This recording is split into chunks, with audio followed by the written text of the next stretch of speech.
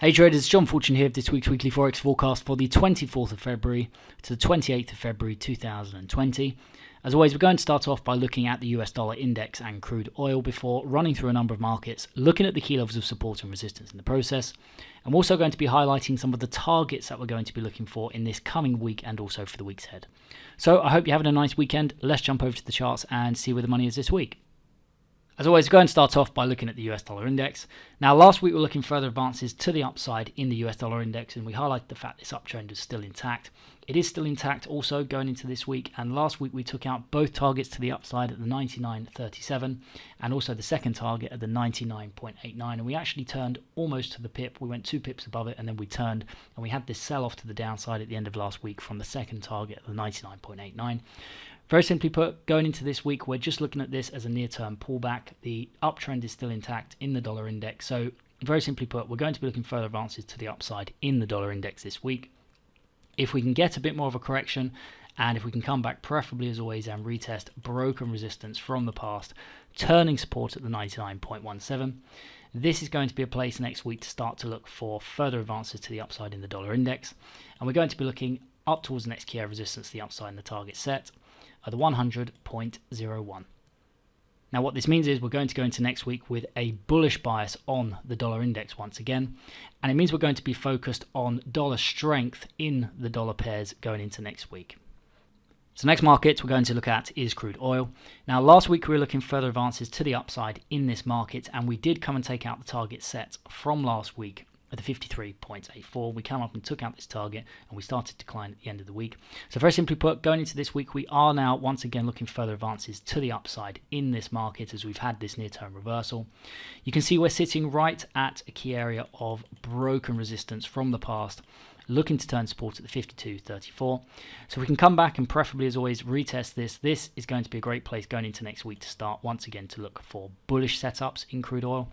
And if we get the right kind of bullish setups in this market, we're going to be looking at initiating longs up towards the next key area of resistance, the upside in the target set at the 57.38. So next market we're going to look at is euro dollar. Now last week we were looking for further declines to the downside, and we highlighted the target to the downside at 1.0778, which was right here. And we took this target out to the pip last week, and we started to bounce to the upside having taken this target out. So very simply put, going into this week, we are once again viewing this as a near-term correction. We're looking for further declines to the downside ultimately in this market. If we can get a pullback, and as always, preferably if we can come back and retest broken support, turning resistance in this case at the 1.09420, this will give us a great chance to start once again to look for bearish setups in euro dollar. And if we get the right kind of bearish setups in this market, we're going to be looking at initiating shorts down towards the next key of support to the downside, the target set at the 1.0679. So next market we're going to look at is pound dollar. Now last week started the week here, and we were looking for further declines to the downside in last week's video in this pair. We did have a really nice sell-off to the downside, and going into this week we're looking for further declines to the downside. We did not take out the target. We came fairly close, but we didn't take out the target set from last week at the 1.2807. So very simply put, going into this week we're now looking to come and take out the target set from last week at the 1.2807. We've already had a pullback, and we're pulling back into a key area of broken support from the past, looking to turn resistance at the 1.29920. If we can come back and test this, that would be great, and this would then provide us with a great opportunity to start to look for further declines to the downside and bearish setups in this pair. And if we get the right kind of bearish setups in this market, we're going to be looking at initiating shorts down towards the next key of support to the downside and the target set from last week at the 1.2807. And if we can get a break through here, we're going to be looking down towards the next key of support to the downside and target 2 at the 1.2707. So next market we're going to look at is the US dollar Japanese yen. Now last week we had this big explosive move to the upside in the US dollar Japanese yen, taking out the target set from last week at the 111.03. Now this was actually something we identified with our members last Monday before this move happened. This weakness in the yen, something to look out for last week. Why? Because of those terrible GDP prints which came out of Japan. And because of those prints, we also see not only this move to the upside last week, but we see further advances to the upside as well going into next week. We may need a small correction to take place first, preferably, especially as we're coming up close to these targets. Any pullback in this area is going to be viewed as an opportunity to start to look for bullish setups. And the further back we can come, the better, especially if we can come back and retest broken resistance turning support. Why? Because this gives us better risk to reward setups to the target. Any pullback in this area is going to be viewed as an opportunity to start to look for bullish setups. And we're going to be looking at initiating longs up towards the next key area resistance, the upside and the target set, at the 112.40. And if we can get a break through here, we're going to be looking up towards the next key area resistance, the upside and target 2, at the 112.85. So next market we're going to look at is Aussie dollar. Now last week we started the week up in this area and we were looking for further declines to the downside in the video last week. We highlighted the key area of support to the downside at 0.6604 as a target to look for last week, which was right here. So you can see we had a really nice move all the way down. We hit this target and we started to get a bit of profit taking coming in this bounce to the upside. So very simply put, we're only viewing this as a very short near-term correction, even though we have quite a strong candle here. What we'd like to see is a pullback, preferably, again, if we can come back, as always, and retest broken support, turning resistance. This would be a great place next week to start to, once again, look for bearish setups in this market. And we're going to be looking at initiating shorts down towards the next key area support to the downside and the target set at the 0.6527. So next market we're going to look at is New Zealand dollar. Now 2 weeks back we highlighted the key area of resistance at the 0.6477, which is up here. And we were looking for a pullback into this key area of resistance before further declines to the downside. Last week we actually started the week having traded into this key area of resistance in this area, and we were looking for further declines to the downside. We did get a really nice sell-off to the downside, taking out both targets from last week at the 0.6356 and also at the 0.6320, which is right here. So you can see, again, we came all the way down to second target and we started to bounce to the upside as profit taking came in at the end of the week. Very simply put, we're going to be going into this week looking for further declines to the downside. We're going to be focused on bearish setups in this pair. If we can get a pullback towards the key area of broken support, looking to turn resistance at the 0.6420, any pullback in this area is going to be viewed as corrective and an opportunity to start to look for bearish setups.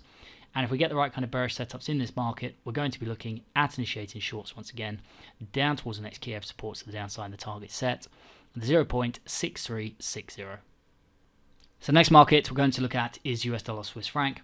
Now last week we highlighted the 0.9780 as an area to look for a potential pullback. We were looking for further advances to the upside, and we did start to advance to the upside before we took out the target at the 0.9854 from last week. We actually had this sell-off back into this key area of broken resistance from the past. Now looking to turn support at the 0.9780. So very simply put, going into next week, this is a great place to start to look for bullish setups in the US dollar Swiss franc. And if we get the right kind of bullish setups in this area, we're going to be looking at initiating longs up towards the next key area resistance, the upside and the target set at the 0.9854. And if we can get a break through here, we're going to be looking up towards the next key area resistance, the upside and target 2 at the 0.9959.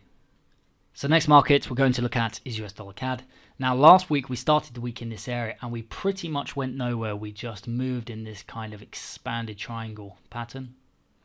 As you can see, this is a very choppy, we didn't, not quite an expand triangle because we didn't take out the high over here, but we had this kind of psychology of choppy markets not really going anywhere last week.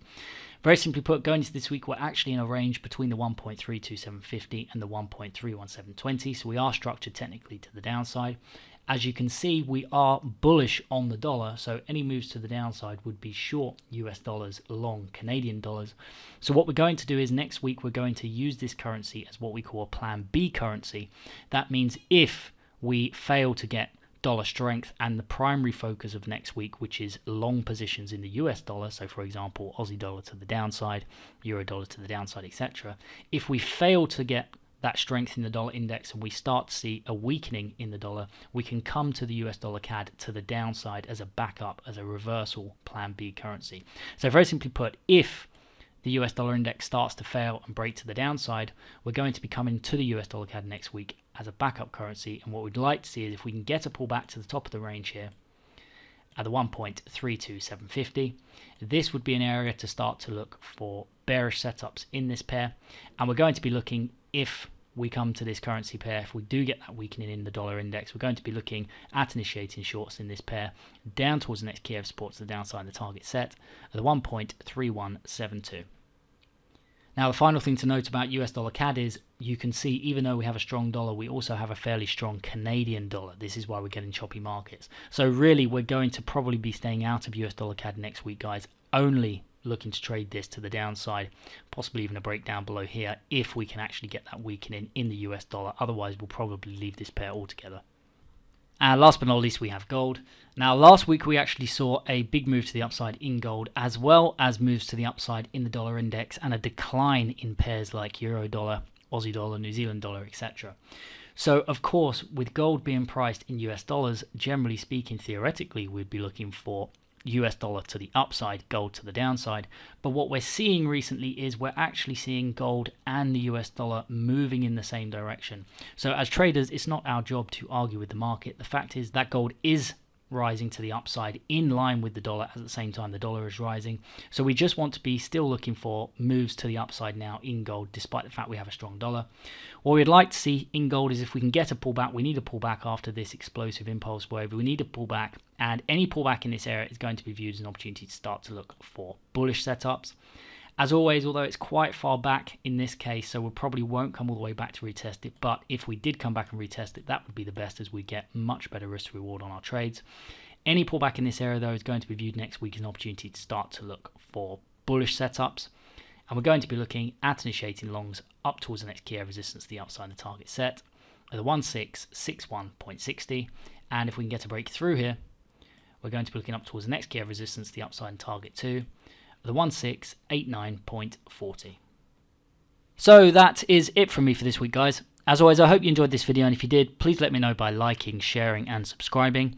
A big thank you to everyone who does that on a regular basis, and a big thank you to everyone who has subscribed to the channel so far, and also everybody who comments on the channel as well. I want to wish you all a fantastic weekend, and I want to wish you all a brilliant week next week. The only thing left to say is take care, and don't forget to trade safely.